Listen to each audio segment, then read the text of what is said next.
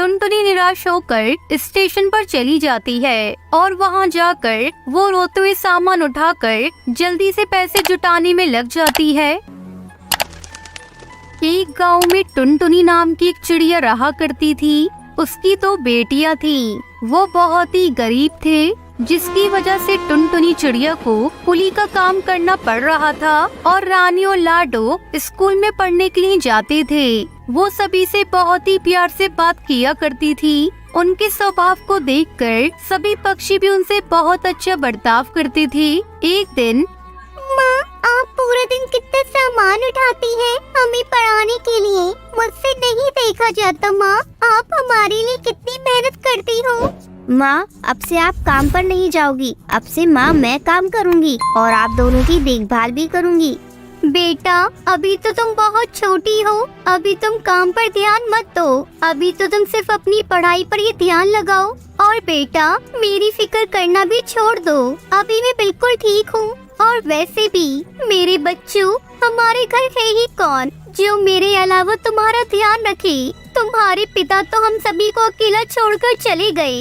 अब जो भी करना है मेरे बच्चों मुझे ही करना है, ताकि तुम्हारा भविष्य अच्छा रहे। माँ, आप हमारी पढ़ाई के लिए इतना कुछ कर रही हैं, तो माँ हम भी अपनी पढ़ाई अच्छे से करेंगे और आपको जल्द ही इस काम से छुटकारा दिलाएंगे। हाँ मेरी प्यारी बच्ची, तुम अभी सिर्फ अपनी पढ़ाई पर ही ध्यान दो। मेरे बच्चों, अब मैं काम पर जाती हूँ, नहीं तो देर हो जाएगी। तुम दोनों तैयार होकर चले जाना, मैं जा रही हूँ। तब तक आप लोग कमेंट में बताएं 2+3 कितने होते हैं। ऐसा कहकर टुनटुनी अपनी कुली के काम के लिए निकल जाती है। वो एक स्टेशन पर जाकर कुली का काम करती है और आने जाने वाली पक्षी का सामान उठाकर पूरे दिन मेहनत करके पैसे कमाती है, ताकि उसके बच्चे अच्छे से पढ़ लिख पाए। टुनटुनी काम करके घर लौट रही होती है। घर पर टुनटुनी आकर देखती है कि लाडो चिड़िया बहुत बीमार है। बेटा लाडो, तुझे क्या हुआ? तू इतनी बीमार कैसे हो गई? माँ, आज स्कूल से आते हुए लाडो पानी में भीग गई थी और गीली होने की वजह से इसकी तबीयत बिगड़ गई। चल बेटा, जल्दी से दवाई लेने चलते हैं, नहीं तो तेरी तबीयत और खराब हो जाएगी। माँ, मैं ठीक हो जाऊंगी, आप मेरी फिक्र मत करो। माँ, मुझे कुछ भी नहीं हुआ है, हल्का सा बुखार हुआ है, बस कल सुबह तक उतर जाएगा।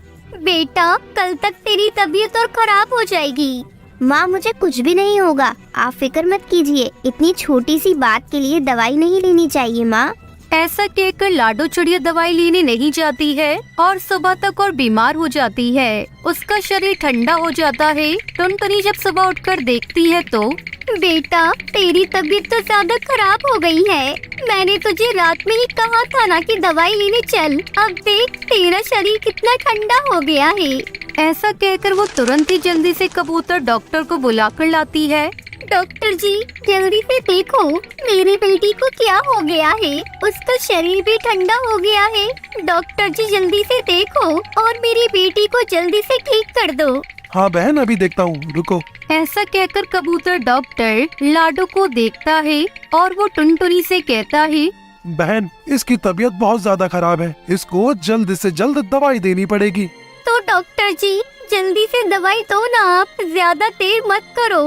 बहन, वो दवाई मेरे पास तो नहीं है, आपको दवाई बाहर से लानी पड़ेगी। दवाई भी काफी महंगी है। कोई बात नहीं डॉक्टर जी, आप मुझे वो दवाई लेकर दे दो, मैं वो दवाई लेकर आ जाऊंगी।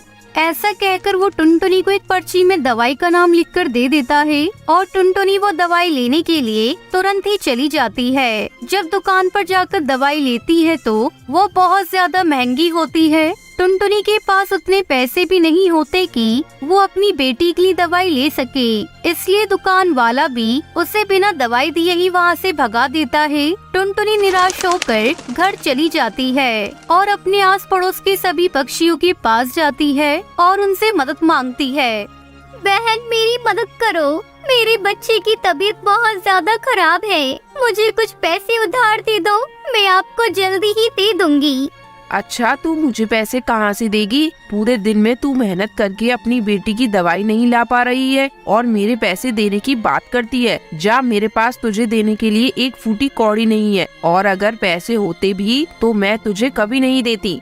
बहन, ऐसा मत करो, मेरी बच्ची की तबीयत बहुत ज्यादा खराब है। अगर आप मेरी मदद नहीं करेंगे तो भला मैं किसके पास जाऊंगी?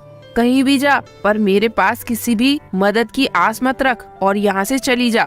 टुनटुनी सभी पक्षियों के पास जाकर मदद मांगती है, पर कोई भी टुनटुनी की मदद करने को तैयार नहीं होता है। टुनटुनी निराश होकर स्टेशन पर चली जाती है और वहां जाकर वो रोते हुए सामान उठाकर जल्दी से पैसे जुटाने में लग जाती है। शाम तक जितने भी पैसे होते हैं उन्हें लेकर वो घर जाती है। बेटी लाडो, तुम जल्दी से ठीक हो जाओगी, चिंता मत कर। माँ मुझे माफ कर देना, मैं जल्द ही ठीक हो जाऊंगी। बिना दवाई लिए आपके पैसे बच जाएंगे। पर माँ अब तुम्हें और भी ज्यादा काम करना पड़ रहा है। काश मैं आपकी बात मान लेती तो ऐसा नतीजा नहीं देखना पड़ता।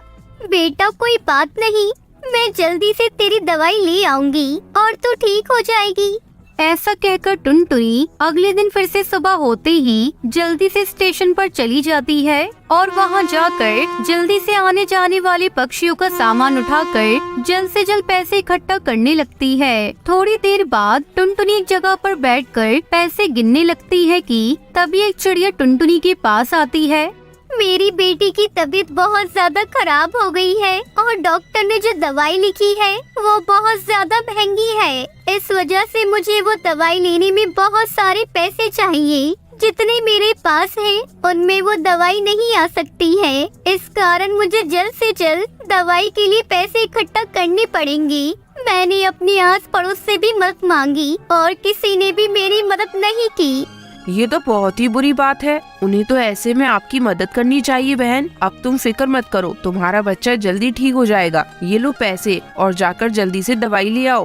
पर बहन, आप तो मुझे जानते भी नहीं हो, फिर आप मुझे पैसे कैसे दे रही हो?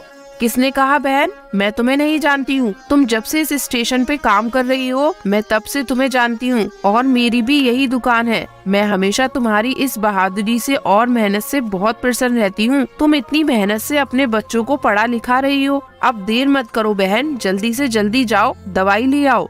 ऐसा कहकर टुनटुनी जल्दी से वो दवाई लाकर लाडो चिड़िया को खिला देती है। लाडो चिड़िया कुछ ही दिनों में ठीक हो जाती है। टुनटुनी कुछ दिन बाद टूनी चिड़िया के पैसे वापस कर देती है और टूनी चिड़िया का बहुत बहुत धन्यवाद करती है और वो अपने बच्चों को समझाती है कि पैसे के बिना कोई भी किसी की मदद नहीं करता है, तो पढ़ लिख कर बहुत बड़ा बनना है और सभी की मदद करना जैसे टूनी चिड़िया ने की है।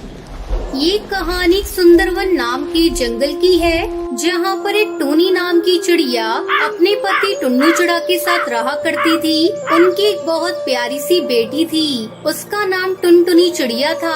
एक दिन टूनी चिड़िया की सौतेली बहन सुंदरी कौवी टूनी से मिलने के लिए आती है। कैसी हो टूनी दीदी? कितने साल बाद तुमको देखा है। तुम तो जैसे मुझे भूल ही गई हो। अरे नहीं नहीं, तुझे कैसे भूल सकती हूँ। बेशक तू सौतेली बहन है, लेकिन मैंने तुझे हमेशा अपनी सगी बहन से भी ज्यादा प्यार किया है। मुझे पता है दीदी कि आप मुझसे सगी बहन जैसा प्यार करती हो, तभी तो आज मुसीबत पड़ने पर मैं उड़ती उड़ती आपके घर चली आई। मुसीबत? कैसी छोटी? पूरी बात बता, मेरा तो दिल बैठा जा रहा है। क्या बताऊं दीदी, मुझ पर तो बहुत बड़ी मुसीबत आ गई है। मेरा जो घोंसला था उसके ऊपर एक कौवे ने कब्जा कर लिया है। अब मेरे पास रहने के लिए कोई घर नहीं है और बारिश का मौसम भी आने वाला है, इसलिए मैं सर छुपाने के लिए आपके घोंसले में चली आई। देख छोटी, तुझे परेशान होने की बिल्कुल भी जरूरत नहीं है। अब से तू इस घर को ही अपना घर समझ। तू यहाँ पर बिल्कुल आराम से रह सकती है।